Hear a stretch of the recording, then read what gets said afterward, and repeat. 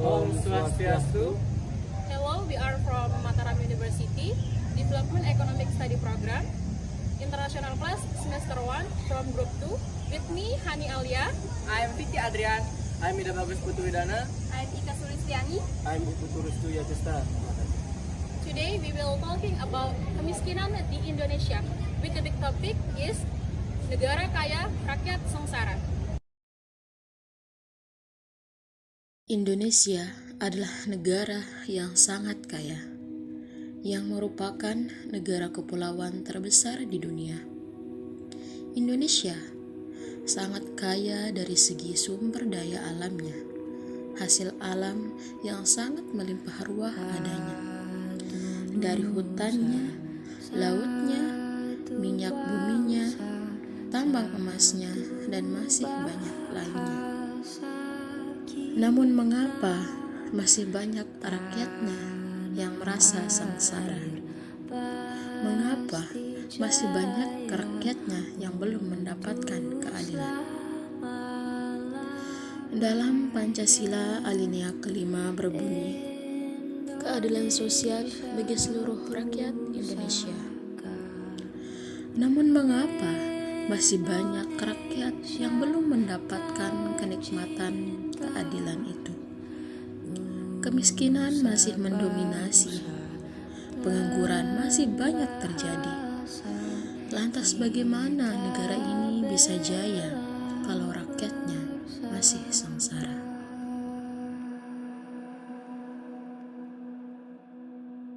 Baik Pak, sebelumnya Assalamualaikum warahmatullahi wabarakatuh. Waalaikumsalam warahmatullahi wabarakatuh.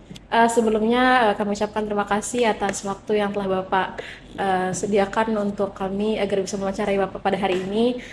Jadi sedikit kami ingin bertanya bagaimana pandangan Bapak nih tentang kemiskinan yang sedang terjadi di Indonesia sekarang ini.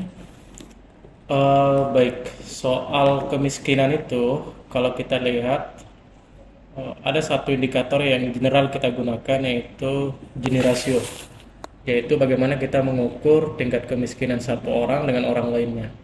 Semakin tinggi gapnya antara satu orang dan orang yang lain, itu semakin bahaya sebenarnya. Dan itu yang kita lihat di Indonesia, yaitu orang kaya semakin kaya, orang miskin semakin miskin. Jadi inilah yang kita lihat sebagai, kalau orang ekonom menyebutnya adalah Gini rasio, yaitu kita melihat bagaimana gap antara orang miskin dan orang kaya.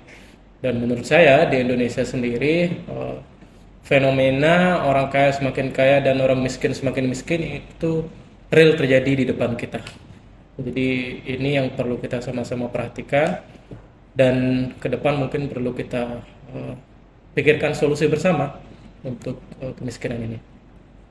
Saya kira itu untuk kemiskinan. Tanggapan kemiskinan ya. Kira-kira nih dengan Bapak melihat tentang rentan kemiskinan di Indonesia saat ini tuh, kira-kira solusi apa yang dari Bapak nih yang perlu kita berikan untuk sedikit mengatasi lah setidaknya kemiskinan ini? Secara makro, hal yang harus kita lakukan adalah pemerataan pembangunan. Jadi nggak boleh fokus pembangunan itu di satu tempat atau di satu titik tertentu. Kita harus melakukan pemerataan pembangunan, karena bagaimanapun pemerataan pembangunan ini akan menyerap tenaga kerja atau menciptakan tenaga kerja baru. Nah, inilah yang menjadi salah satu solusi untuk kemiskinan yang ada di Indonesia. Karena bagaimanapun kita tahu muara atau ujung dari kemiskinan itu adalah orang minim dapat kerjaan. Iya. Nah, kalau kita ingin mengentaskan kemiskinan, maka kita harus menciptakan lapangan pekerjaan. Salah satu cara menciptakan lapangan pekerjaan adalah dengan pemerataan pembangunan. Selain mungkin kita harus mengundang investor. Jadi kalau dalam teori PDRB itu ada 3 atau 4 komponen yang kita lakukan. Yang pertama adalah CIG plus X minus IM gitu, kalau kita bahas di situ. Kalau kalian belajar PDRB, C itu adalah consumption-nya. Consumption ini siapa? Pemerintah dan swasta. Kemudian I itu adalah investment-nya. Kemudian G itu adalah government spending. Kemudian X minus IM itu adalah ekspor minus impor. Saya ingin fokus ke government spending. Kalau kita ingin mengentaskan kemiskinan, maka belanja pemerintah itu harus dilakukan pemerataan. Karena belanja pemerintah ini menciptakan infrastruktur yang di daerah lain sehingga dia perputaran uangnya bagus gitu. Bukan hanya fokus di Jawa saja gitu. Bagaimana misalnya di Indonesia bagian timur. Ya. Itu bagaimana infrastruktur harus jalan. Karena kita tahu teori infrastruktur itu kalau infrastruktur suatu daerah itu bagus, perputaran ekonomi juga pasti bagus. Perputaran ekonomi yang bagus itu akan meng-create pekerjaan yang lebih baik untuk orang-orang di sana. Jadi ini.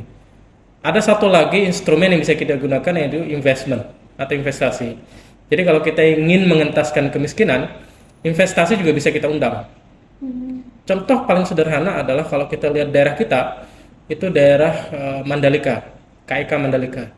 Investasi masuk dari luar, entah itu dari pusat maupun dari luar, itu orang-orang di sana itu pasti bekerja. Iya, iya. Terserap sebagai entah mungkin level paling bawah adalah sebagai security, Iya. sebagai tukang cor, sebagai apapun. Yang jelas mereka yang awalnya nggak kerja jadi kerja dengan adanya investasi di situ. Nah inilah mungkin salah satu contoh yang bisa kita gunakan untuk kita mengatasi soal kemiskinan ini. Itu saja untuk.